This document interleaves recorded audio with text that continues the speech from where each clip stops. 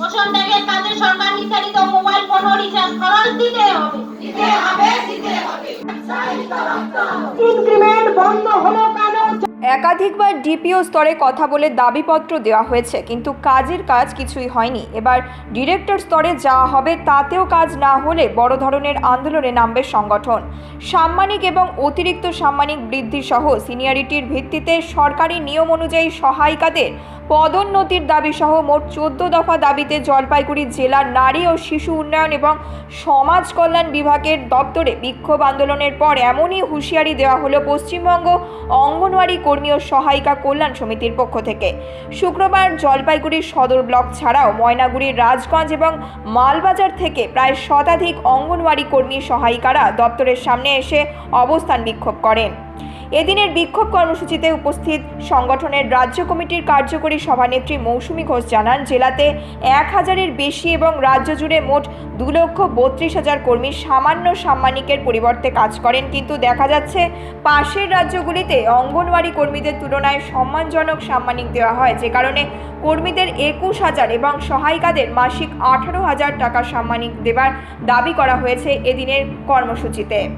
আমাদের পশ্চিমবঙ্গ অঙ্গনবাড়ি কর্মী সহায়িকা কল্যাণ সমিতি আমাদের সংগঠন, সেই সংগঠনের পক্ষ থেকে আমরা পুরো রাজ্য জুড়ে যেখানে যেখানে যে আমাদের অসুবিধাগুলো আছে, দাবি অধিকার সব নিয়ে আমরা অবস্থান বিক্ষোভ বা ডেপুটেশনগুলো কর্মসূচি চলছে, সারা রাজ্যে এটা চলছে। আজকে সদর প্রজেক্টে আমরা এই ডেপুটেশন আর অবস্থান বিক্ষোভ করেছি। এর মূল কারণ হলো আমাদেরকে এখন যে আমরা একটা অনারিয়ামে কাজ করি কিন্তু আমাদেরকে সম্মানের সাথে কাজ করার পরিবেশ দিচ্ছে না।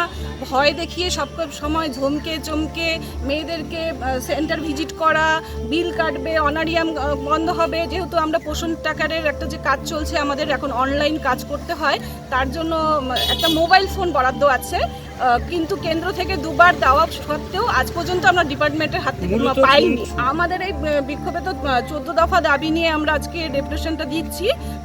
মূল হলো আমাদের তো অনারিয়াম, অ্যাডিশনাল অনারিয়াম তো আছে, কিন্তু আজকে আমাদের মেন হলো পোষণ টাকাটার যে মোবাইল ফোনটা, সেটা দুবার কেন্দ্র সরকার দেওয়ার পরেও আমরা ডিপার্টমেন্ট থেকে পাইনি। কিন্তু সেই পোষণ অ্যাপসে কাজ না করার জন্য আমাদেরকে ভয় দেখিয়ে কাজ করানো হচ্ছে মেয়েদেরকে।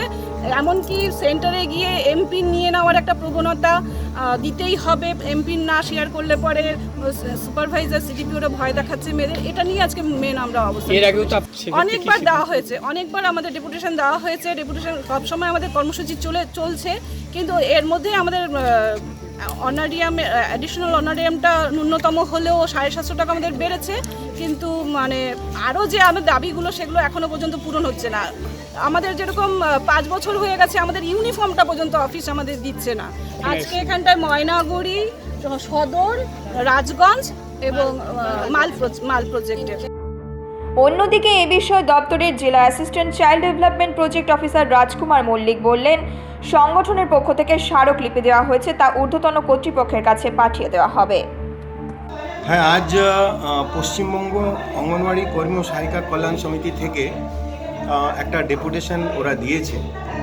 ওদের বিভিন্ন দাবি দেওয়া আছে, যেমন পোষণ ট্র্যাকারের জন্য মোবাইলের দাবি দেওয়া আছে, বা ওনাদের যে অনারিয়াম আছে সেটা অনারিয়াম বৃদ্ধির ব্যাপার আছে, বা সুপারভাইজার পদে অঙ্গনওয়াড়ি থেকে 50% যে পদোন্নতির যে দাবি আছে, বা গ্যাস দিতে হবে, ওভেন দিতে হবে, বা ড্রিঙ্কিং ওয়াটার, টয়লেটের ব্যবস্থা করতে হবে। এরকম বিভিন্ন দাবি দেওয়া ওদের এখানে আজকে প্রায় 16 দফা দাবি দেওয়া ওদের এখানে ছিল। আমরা সমস্ত শোনার পরে আমরা বলছি যে ঠিক আছে, আপনি দাবি দাওয়া আমরা শুনলাম, আমরা সরকার বাহাদুরের কাছে এই দাবি দাওয়া আপনাদের ফরওয়ার্ড করে দিব, এবং আমরা এটাও সাথে আশা রাখছি যে যথাশীঘ্র ওদের যে দাবি দেওয়া আছে সরকার বাহাদুর সেটা দূর করার চেষ্টা করবে, যাতে সেন্টারে যত প্রবলেম আছে, আপনাদের যা প্রবলেম আছে সেটা মিটে যায়, এবং সেন্টার যাতে ভবিষ্যতে স্মুথভাবে চলতে পারে, অফিসের সাথে অঙ্গনওয়াড়িদের কোনো কনফ্রন্টেশন যাতে না হয়। জলপাইগুড়ি থেকে দিব্যেন্দু সিনহার রিপোর্ট, নিউজ মেট্রো।